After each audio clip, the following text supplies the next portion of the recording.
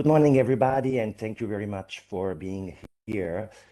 Today, I would like to share my current research on the language, the culture, and the identities of Two-Spirit people from the very beginning of this phenomenon, this social-cultural phenomenon in Native American cultures, and also the consequences of that phenomenon in our contemporary times, thanks to the artists and activists that aim to preserve their heritage.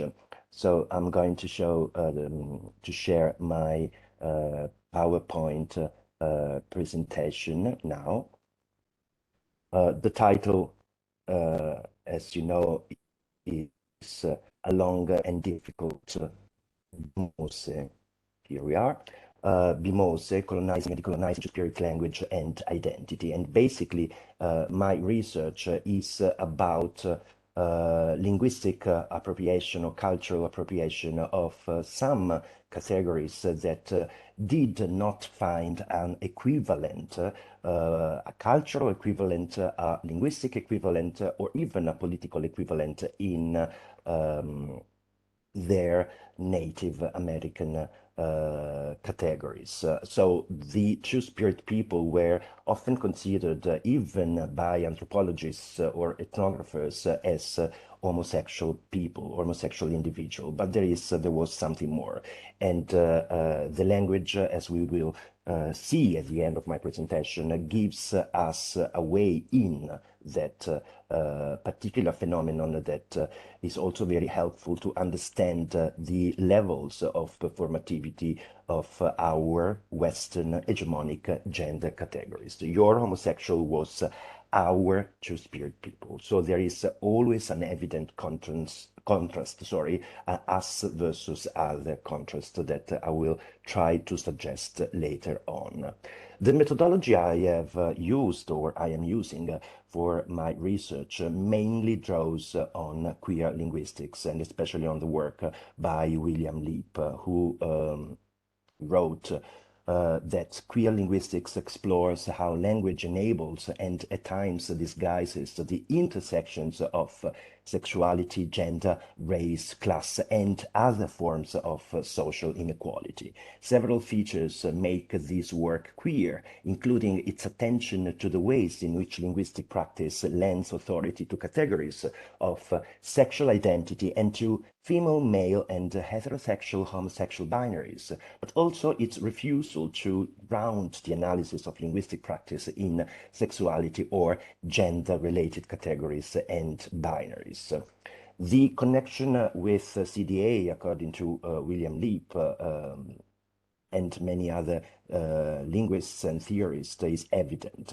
Why? Because queer linguistics and CDA agree that such inquiry must be discourse-centered, and that the analysis of discourse must take the form of a critical inquiry. That is, it must engage, not obscure, the conditions of the speaker's experience as located within structures of power.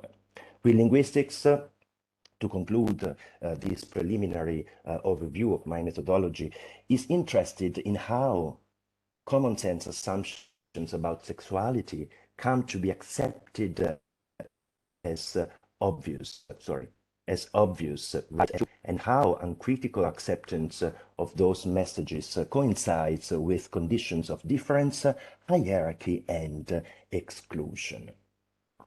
Two of the topics that I have analyzed in the works of those poets and activists that want to preserve Two-Spirit identity and Native American heritage are performativity in the work by Leap, that is to say, discourses of openness and secrecy that help determine whether sexual desires, practices, and identities may receive explicit discussion in public settings or should remain unarticulated.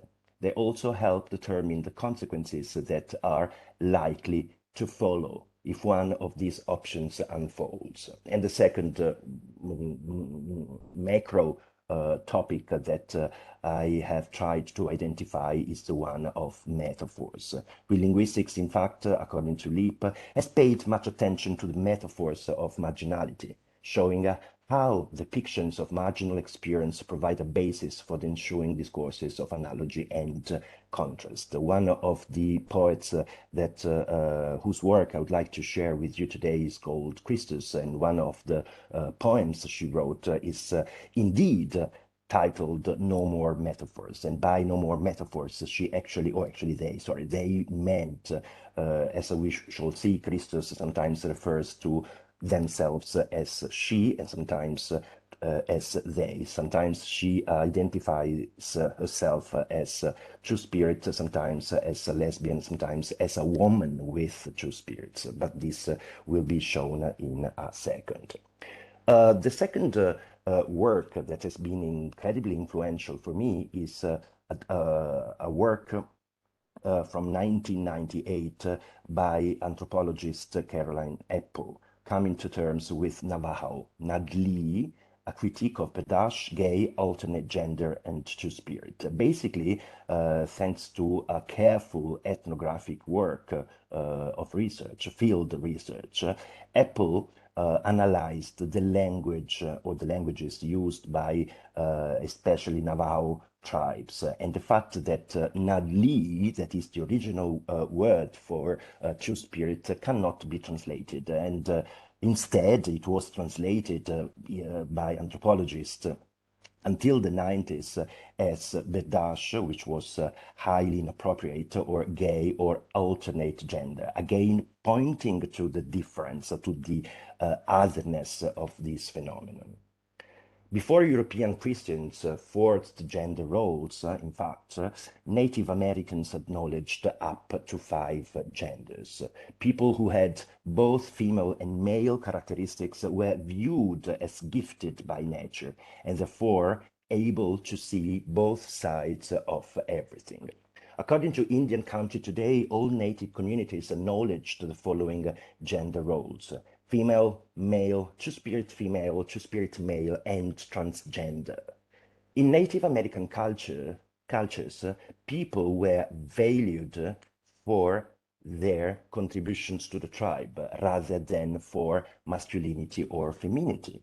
Parents did not even assign gender roles to children either, and even children's clothing tended to be gender neutral. Without negative stigma, therefore, attached to being a true spirit, there were no inner tribal incidents of violence toward the chosen people, simply due to the fact that individuals identified as the opposite or both genders.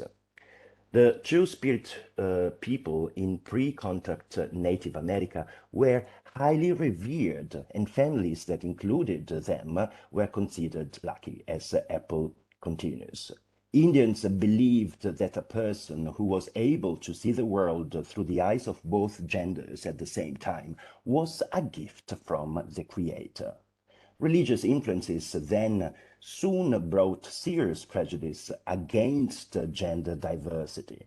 And so, after, of course, colonization, these forced once openly alternative or androgynous people to one of the two choices. They could either live in hiding and in fear of being found out, or they could end their lives. Many of whom, unfortunately, did just that. Each tribe, and this is again from the work by Apple, has their own specific term, but there was a need for a universal term that the general population could understand. The Navajo referred to two spirits as Nadli, which basically means the one who is changing, in the sense of undergoing constant transformation. But as you can read in my slide, in the early 20th century, Badash became the accepted anthropological term for alternative gender roles in Native America. But this lexical choice was controversial, at least. because it has an unlikely etymology that reaches all the way back to an Indo-European root, wela, to strike, wound, from which the old Iranian Barta seized prisoner is derived. This term entered Western European languages, perhaps from Muslim Spain. By the Renaissance, it was current in Italian as bardascia and bardasso, in Spanish as bardaje or bardax, in French as berdache, and in English as bardache, with the meaning of catamite, the younger partner in an age-differentiated homosexual relationship.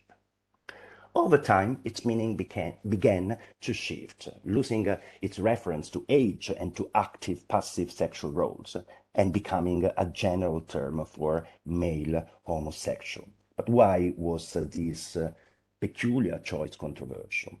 Because, of course, it did not correspond by any means to what Two-Spirit meant. So, in 1993, calls were made to replace Badash with Two-Spirit. A group of anthropologists and natives issued guidelines that formalized these preferences.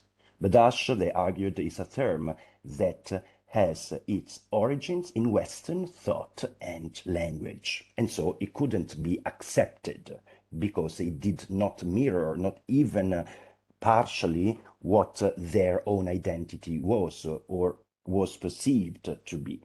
Apple argues, therefore, that the terms bedash or alternate gender, gay, are clearly inadequate, deriving from the continued uncritical reliance on unexamined assumptions about the Western centrality of gender and sexual practices. And so she, in order to understand, to better explain this, she focuses primarily on 5 principles of the so-called Saha Nagaf Bikem Ozum, that is the framework within which her Navajo cultural teachers explained Nadlihi, and it means the natural order. I have chosen this quotation to better explain the concept of positive intersectionality, we could say here. It is this general order, natural order, relies on the assumption that all natural elements are connected to one another. And so gender identities are. It is male and female and organizes everything as male and female. It is a living cycle and organizes everything as a cycle. It interconnects everything. Through that interconnectedness, it cycles everything into everything. And it is an ongoing cycle, since each male and female or female has the other, namely female or male respectively, into which it can cycle. So, in the light of all these premises, I have analyzed a corpus of poets, activists, and bloggers in contemporary times from the 1980s onwards. One of whom is Mani Chakabi, who wrote an autobiography called A Two-Spirit Journey. Although in the book she doesn't use the word journey, but she heavily relies on code switching, using her native language in order to have a vehicle used to enter, I would say, their culture and their identity. Mani Chakabi recounts her childhood relationship with her grandmother, and they continuously mixes English, Ojibwa Cree language and calques, even when the words are translatable. For example, Little Girl, a passage reads like this: you have Nizi Ojiak, that is two spirits, and of course this is not translatable, living inside of you, and you have to face a long and difficult bimose, which means walk or journey, and it also gives the title to my presentation. This is just an example of code switching when the English word is present. There is an equivalent as journey, which is also the title of her book, but apparently it's not enough. It's not the mother tongue, as we will see in a second. Another example that I would like to share is poet Christus. Poet Christus that I was mentioning before refers to themselves as sometimes lesbian, sometimes radical feminist, sometimes woman, sometimes two spirits, or woman with two spirits. She initially refused the building codes of Western punctuations. She hardly uses punctuation, for example, but also refers to herself, used to refer to herself long before the development of the now used and common singular they, to herself with the plural pronoun they by inflecting the verb in the singular form, they has, as it is quite common nowadays, but she did that in the 80s. So as to underline the impossibility of English language to recreate their experience and identity. In this sense, all these writers fight to preserve their mother tongue from what colonization transformed into a other tongue. Mother tongue, something that is their native language, and so their identity, especially gender identity, but not only, also historical and political identity, of course, and social identity as well. But this mother tongue has made other by Western people, Western ideological categories. And so they constantly point out the process of othering they had to go through, or the label of otherness that they felt over time. Uh, they have our split open in museums, our dresses and shirts at auctions, our languages on tape, our stories in locked, rare book libraries, our dances on film. The only part of us they can't steal is what we know. So this is just an example to show the constant us versus them contrast that is typical of the writings of those artists and activists. In the preface of one of their first book, collection of poetry or poems by Christus in 1988, she wrote, "Because there are so many myths and misconceptions about native people, it is important to clarify myself to the reader who does not know me. I was not born on the reservation, but in San Francisco, part of a group called Urban Indians by the government. I grew up around Black, Latin, Asian, and white people, and in fact, she was experiencing her childhood and adolescence in many languages, including native language, Spanish, English, and Spanglish. And I am shaped by that experience, as well as by what my father taught me." And here comes their anger. "He had been taught to be ashamed and has never spoken our language to me. Much of the fury which erupts from my work is a result of seeing the pain that white culture has caused my father. This pain is the intersectional discriminations of being transgendered, gay, according to Western categories, but also native members of native communities. And it continues, she wrote, to give pain to all of us. My purpose, she continues, is to make it as clear and as inescapable as possible what the actual material conditions of our lives are. Hunger, infant mortality, forced sterilization, the plague of alcohol and drugs, ridiculous jail terms, denial of civil rights, radiation, poisoning, land thefts, endless contrived legal battles which drain our wills, corrupt tribal governments, harassment and death at the hands of the BIA and FBI are the realities we face. And I'm moving towards my conclusion by showing some of her poems, although we don't have time to analyze as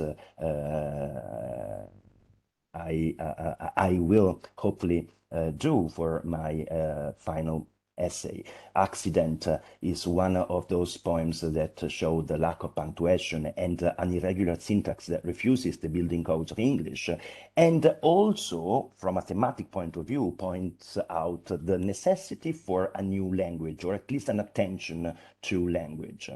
Didn't speak a red light language. Their mother tongue is now has now become just an other tongue, the red light language, something that should be avoided. And she claims to be the main line intersection of impact.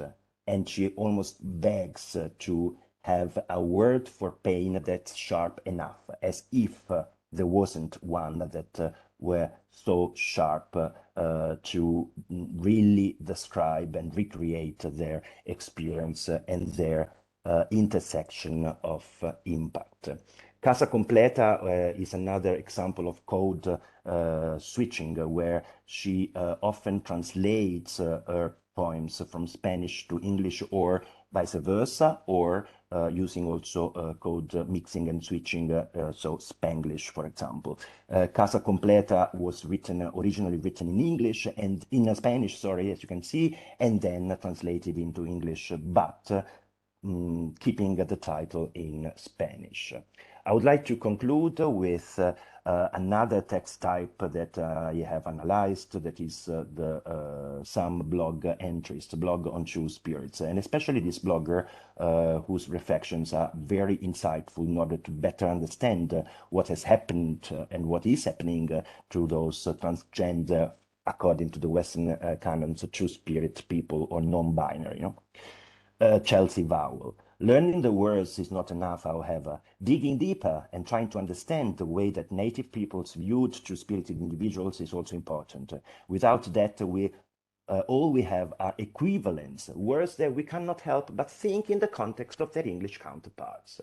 We have been educated within the Canadian system, and European notions of homosexuality, of gender, and just sex in general have found their way into every nook and cranny of our minds. The colonization involves becoming aware of these and consciously trying to reclaim what existed before. He concludes this another entry actually of the blog by saying that reclaiming our traditions, True Spirits traditions, is more than learning our languages. Although this is important, but why? Why is this important? Because our languages, they write, do give us a way in that absolutely should be explored. And this is basically the aim of my research. Thank you very much for your attention. Bye.